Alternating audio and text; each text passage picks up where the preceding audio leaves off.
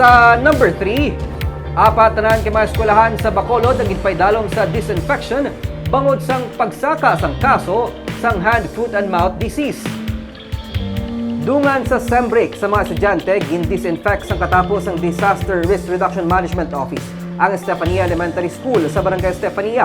Suno kay MJ Alipala, school nurse ng eskwelahan, Enero sang nagsugod ang unang kaso sang HFMD sa Bulutuan, tubtob nga naglabot ini sa 17. Ang Barangay Council ang nagpadala na sa mga habon kag alkohol nga gamiton sa pagbalik eskwela sa mga estudyante sa Lunes.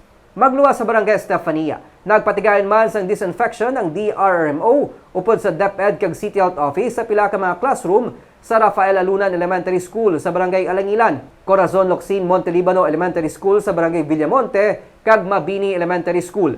Sa records ng CHO, naglabot na sa 28 ang cases ng HFMD kung sa diin kalabanan sa mga nalatnan nagaedad 1-5 katuig. Ginsining man ni DepEd Bacolod Program Supervisor Lilia Aro nga humalin sang nagligad nga Disyembre, may mga klase na sa pila ka mga eskwelahan sa syudad nga nasuspend tungod sang HFMD cases. Nagapanugyan siya karon sa mga ginikanan niya kung may sintomas sang HFMD, ang ila mga kabataan hindi na ini pagkadtuon pa sa eskwelahan. I-isolate ang bata kag kung mahimo, i-report ini sa barangay o kung sa natungdan nga ahensya, agod gidayon matagaan atensyon. Manageable pa man lang kay we have 46 schools sa elementary. So far, anom ang naka-report.